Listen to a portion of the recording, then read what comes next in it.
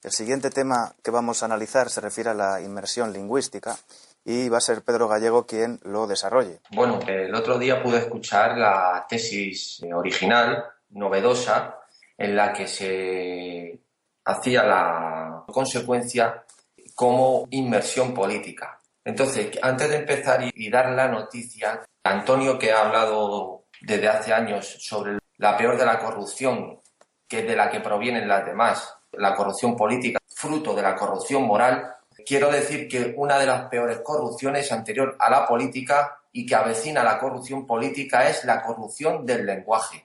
Entre otras cosas, por el llamado lenguaje políticamente correcto. Esto lo quiero decir como entrada a lo que viene ahora. Antes de seguir, en mi libro Pasiones de Servidumbre, desarrollo la pasión de formar el idioma. Y ahí explico que aunque los académicos son bastante expertos, no solo en España, sino en todos los grandes idiomas, ahí las academias, pues sí llaman la atención y examinan la deformación de los vocablos, de los giros, pero nunca he visto a nadie que señale como causa de la deformación del lenguaje justamente lo contrario de lo que has dicho, porque es natural que lo digas porque es la opinión corriente. Pero yo digo que el lenguaje generalmente se deforma por razones políticas. Es verdad que hay un desgaste por el uso de una palabra y por el uso popular. Va degenerando su significado, cada vez va comprendiendo más cosas, con lo cual al final una palabra es tan multívoca, tiene tantos significados que hay que aclarar siempre qué significa lo que se dice. Pero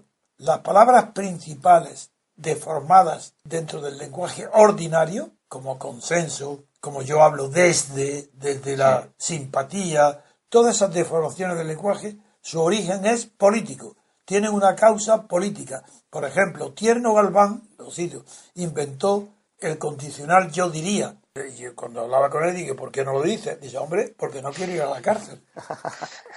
Ese es el origen del yo diría. Pero es que el de Podemos es igual. El lenguaje siempre tiene una causa política. Y ahora, ¿acaso el lenguaje de los símbolos? ¿No habéis visto la noticia de unos semáforos en Valencia que van a cambiar la silueta masculina en el semáforo por unas siluetas también con faldas? ¿Eso qué es? El lenguaje de los símbolos. Pues hasta tal punto llega la igualdad del feminismo, que no hay igualdad, hasta tal punto llega la superioridad del feminismo sobre el masculinismo, que ya no basta con deformar el lenguaje. Yo siempre pongo el caso de miembros y miembras. Eso no basta. Ahora en los semáforos tienen que poner, señalando la circulación, siluetas de hombres y de faldas. Pero también eso está mal. Está mal porque es que el creador de esos igualdad de género no sabe que la igualdad llega a suprimir la falda. Las mujeres van con pantalones, estaría bueno. ¿Qué es eso de identificar a la mujer con falda? ¡Qué locura, qué anticuado! Hay que decirle no. Con melena, aunque ahora ya hay mujeres que se rapan para ser hombres, es otra cosa. Pero en fin, habrá que poner las dos figuras con pantalones y tampoco se van a molestar mucho si la silueta femenina se pone en el perfil para que se le vea el pecho, porque otra cosa no se puede ver. Bien, eso quiero decirle a Pedro que la causa fundamental de la deformación del lenguaje son razones ideológicas y por tanto indirectamente políticas. Bien, pero perdona, No, te he interrumpido nada más que para una frase, pero continúa. Me encanta que me interrumpa para precisar eso, porque precisamente esa intervención política en el lenguaje, ese intervencionismo, lo que hace es lo siguiente, que es lo que quería decir a continuación. Entonces mejor aún. No, claro, me lo ha puesto... Dilo, no de manera ordinaria, te lo he puesto en bandeja. En bandeja. Me lo ha puesto en bandeja. ¿Por qué lo digo? Porque es precisamente, o sea, si el lenguaje no puede expresar nunca todo lo que tiene el pensamiento, más aún si ese lenguaje está acotado por una serie de normas impuestas por el Estado o por una serie de lobbies o por lo que sea. Entonces, ¿qué vengo a decir con esto? Hay una cosa que la gente no entiende, que es que las lenguas están para separar, no para unir. No sé qué categoría maneja la gente cuando habla de la pluralidad de lenguas y un equilibrio de lenguas en España como un símbolo de unidad armoniosa. No. Si es que eso precisamente, el efecto es contrario a lo que ellos dicen que va a suceder. Bien, digo esto a colación, todo este preámbulo, por lo siguiente. Usted siempre ha dicho y ha criticado con buen tino la dejación que ha hecho Albert Rivera después de su labor durante años que le ha alzado y elevado a su posición política de lucha contra el independentismo en Cataluña. Es así, ¿no? Le he llamado traidor a Cataluña. Muy bien. Pues con toda la razón del mundo, más traidor que ninguno. Por lo siguiente, uno de sus caballos de batalla era la lucha por la no inmersión lingüística y por libre elección de los padres a la lengua vehicular de sus hijos en el colegio. Es así, ¿no? Sí. Bueno, pues el pacto que ha suscrito con el PSOE, entre otros, es dejar intacta la ley de inmersión lingüística, hasta tal punto que ahora lo que proponen para maquillar de una manera totalmente estúpida es que lo que rige a este señor ahora es un modelo educativo bilingüe o trilingüe, es decir, ya se olvida absolutamente de la elección de la lengua de manera libre por parte de los padres que escolarizan a sus hijos y ya cede a la presión nacionalista, olvidando todo su pasado digno de lucha contra el nacionalismo, y ya eso lo relega a un modelo educativo bilingüe o trilingüe, olvidando todo su pasado. Es decir, todo el caballo de batalla que él tenía como mascarón de proa, hablando en términos náuticos, que era la lucha contra el independentismo, cuando su herramienta más fuerte es el lenguaje, eso ya él lo desdeña y ya opta por un modelo trilingüe sin ningún problema. Entonces, a través de este modelo trilingüe, que lógicamente trilingüe, eso es un eufemismo, eso son tonterías, es inmersión pura y dura en catalán, me gustó mucho su consecuencia, que es la inmersión política, porque el lenguaje no es inocente. Cuando uno habla con toda la intención del mundo. Y claro, relegar a los niños desde su más tierna infancia a la utilización de un lenguaje totalmente dominado por las instituciones catalanas, un lenguaje que es muchísimo más pobre que el lenguaje castellano o el español hoy día, es la lengua del imperio. La lengua del imperio que está nutrida de un montón de vocablos. Voy a contarle una anécdota. La Escuela de Traductores de Toledo, que vertían los libros del árabe al latino al griego, utilizaban como lengua intermedia el castellano. Claro. Con lo cual ahí se nutrió de una serie de vocablos, entre ellos muchos filosóficos como ser, sustancia, Sí. que es una maravilla de riqueza el castellano. Entonces es vergonzoso que un idioma que es el idioma en que en más sitios se habla y el segundo en número de gente se esté relegando. Y esto también se lo digo a nuestro querido Luis, que como trabaja y es de la rama científica, lo sabe muy bien como yo, que todos los papers para que se lean, paper es el nombre de artículo científico. Todo en inglés. Todo en inglés, un idioma como el español, que ya gente hace sus trabajos de fin de carrera en España, de grado o de licenciatura directamente en inglés, están relegando a un idioma como el español a una situación secundaria que lo que hace es degradarlo. Y esta degradación y los efectos no se ven de un día hacia el otro, se ve con el paso del tiempo. ¿Qué es lo que va a pasar con la inmersión lingüística en catalán? Esa inmersión política se verá, como ya se está viendo, en las próximas generaciones. Y ya le doy paso a usted para que lo desarrolle, Antonio. No, el tema lo has expuesto muy bien. Yo lo que he señalado es uno, que la mayoría de las deformaciones del lenguaje significativas, intencional, no el que sufre el desgaste ni por el uso popular, sino el consciente, es de origen político. Ese es el primer punto. Segundo, cuando he hablado ayer de inmersión política, era para que se comprendiera el daño que sufre la mente infantil cuando a los 11 años o 12 años se le enseña de memoria lo que es los partidos estatales, una constitución del Estado que no ha sido aprobada por el pueblo. Se les dice que esa es la democracia y la libertad. A niños con 12 años se les miente y se dice lo contrario de la verdad, no una teoría, no, se la afirma como reciben los niños de sus maestros y de sus textos, la Biblia. Un niño, ¿cómo va a discutir o va a poner en duda si llega a su casa y su padre le hablan dos palabras y el padre le dice en España no hay libertad? Y el niño le dirá, ¿cómo no hay libertad si mi maestro me dice que hay libertad y qué tal? ¿No? Esto, la autoridad para un niño, la del maestro, normalmente puede ser superior a la de los padres. Solamente un padre muy atento, a una madre, porque claro, yo también creo que hay personas con faldas que tienen hijos y eso no les llamo hombres, son mujeres. Bien, pues hay padres o madres muy atentas, deben estarlo, les llamo la atención, que vigilen entre los 10 y 13 y 14 años los textos que sus hijos están estudiando, enseñándoles que todo lo que es contrario a la libertad política como es la Constitución española, se les llama libertad. Y se les enseñan la maravilla que son los partidos. ¿Pero qué partidos? Si son todos estatales. No se les dice que están pagados por todos los ciudadanos. Un partido comunista, el rico, los banqueros lo sostienen y le pagan. Y un partido conservador, las clases medias humildes, las clases obreras, los pocos impuestos que paguen, también se los lleva el partido de las finanzas ricas, de la oligarquía.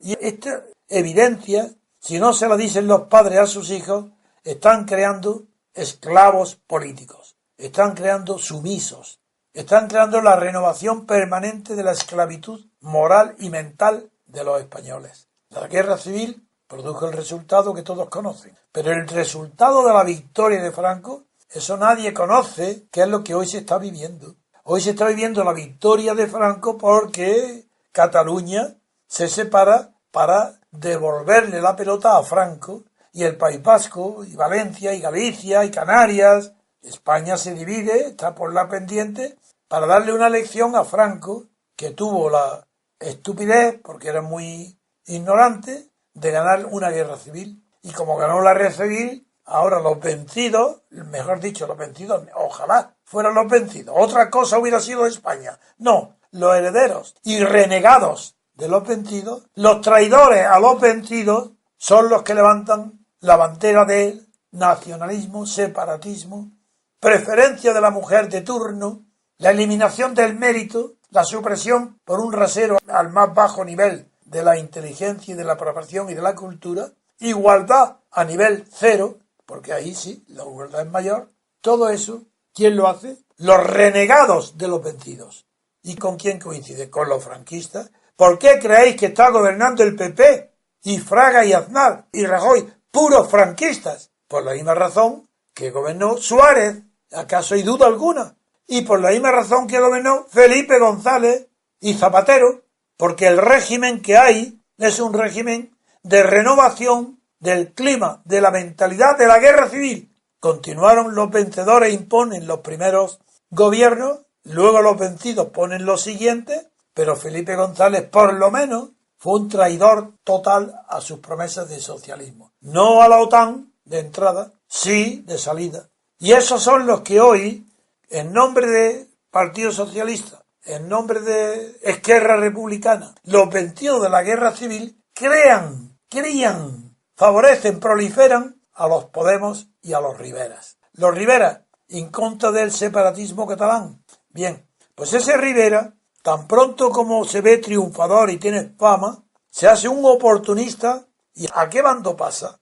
¿Al franquista? ¿O es que acaso Felipe González revisó y puso en duda la continuidad de los valores morales, políticos y culturales del franquismo? ¿Acaso ha habido aquí una revisión en la universidad? Pero es que no son todos los catedráticos de las universidades exactamente igual que con Franco. Es que todos no están formados en un consenso.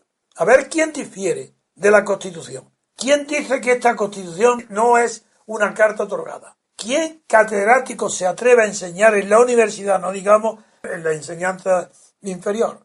¿Quién catedrático se atreve a decir que esta Constitución fue impuesta de arriba a abajo? Es decir, tiene la naturaleza de lo que se llaman leyes fundamentales del reino, es decir, Franco, o bien carta otorgada, como Carlos X de Francia, que motivó la revolución burguesa de Luis Felipe en Francia. ¿Quién se atreve? Ni uno. ¿Qué catedrático, qué profesor de universidad o de instituto o qué colegio le va a decir a los niños de 12 años que en España no hay separación de poderes? Que eso solamente se produce en Estados Unidos y en Francia, pero que en los demás sitios no. Y que en España no hay separación de poderes, como tampoco en Alemania, en Italia, Grecia. Y le puedo añadir más. Tampoco en el Reino Unido hay separación de poderes. No hay por qué ocultarlo. Pero lo que le oculta es que el sistema de elección, en lo que vota ese niño cuando tenga 3 años, 4 años, 5 años más, no es algo que él va a elegir, sino algo que van a elegir por él los jefes de los partidos estatales, los que hacen las listas. Eso es gravísimo. Y ningún padre, ninguna madre se preocupa de que le estén lavando el cerebro a sus hijos para que nunca sepan lo que es la libertad, para que sean esclavos y no hombres libres. Perdón, o niñas, se le escapa eso a la responsabilidad de los padres. ¿Por qué no lo quieren ver? Uy, qué comodidad. Bajo la dictadura, 2/3 de los españoles, los que votaban, ¿Por qué no querían ver que Franco iba a morir? Pues hasta una semana antes de morir nadie pensaba que la dictadura podía sucumbir. Si Franco era eterno. Por eso llora Carlos Arias. ¡Qué sorpresa! Que se muere Franco. Y Carlos Arias llora. ¿Y quién es el ministro con Carlos Arias? Nada menos que del Interior. Se llama Manuel Fraga.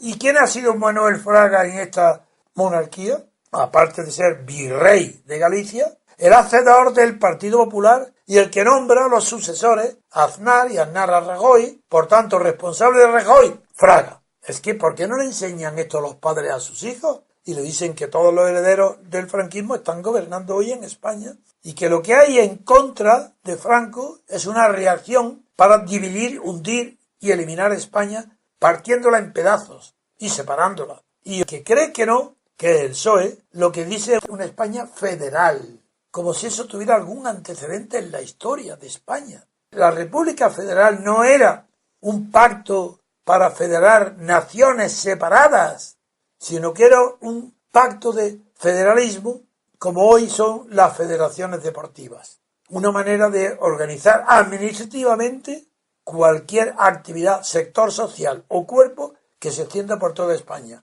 Se puede organizar su administración federativamente, pero sobre la base de una unidad del cuerpo, no separando al cuerpo, como pretende el PSOE con el Estado federal. ¿Por qué no se preocupan los padres de la educación de su hijo y le dicen lo que es España, lo que ha sido y lo que será, a pesar de lo que están destrozándola en los actuales estados de partido? ¿Por qué no le dice que un partido de Estado es una traición a la sociedad civil? Por supuesto, pero es que es más grave aún. Lo que se traiciona es la nación. ¿Partido de Estado? ¿Pero qué significa esto? Ah, claro. De esa manera no hay peligro, dicen, para que no se reproduzca el fenómeno de Hitler o de Mussolini. ¿Cómo? ¿Qué estáis diciendo? Pero si son los partidos de Estado catalanes el que está creado el nacionalismo catalán como nunca. ¿Pero qué estáis diciendo? ¿Y en el País Vasco qué pasa? Lo contrario de lo que decís, que está favoreciendo el partido estatal el fortalecimiento del nacionalismo destructores de España, no de la nación española. Eso ya se encargó de hacerlo Franco, uniendo España a la idea nacionalista española, que es un suicidio. Sí, hay que tener el valor de decir que Franco se equivocó, que fue un error brutal levantarse en nombre de la nación. ¿Contra quién? Pero si era una parte de la nación, la república era la forma del Estado. Los nacionales tenían un nombre equivocado, porque estaban diciendo, nosotros, los nacionales, hemos ganado una guerra civil ¿contra quién? ¿Contra los rojos? No, contra la república. Ah, pero la república, es verdad que la república segunda tuvo el cinismo y la desfachatez de empezar en el artículo primero diciendo que España se define como una república de los trabajadores. Claro, no me extraña que se levante el que no es trabajador. Yo no soy trabajador, qué ofensa. ¿Cómo voy a ser yo república mía si yo no soy trabajador? Soy ocioso, porque vivo de mis rentas. ¿Cómo voy a ser trabajador? Eso es una ofensa. ¿Eso es motivo de una guerra civil? Claro que sí. Casus belli.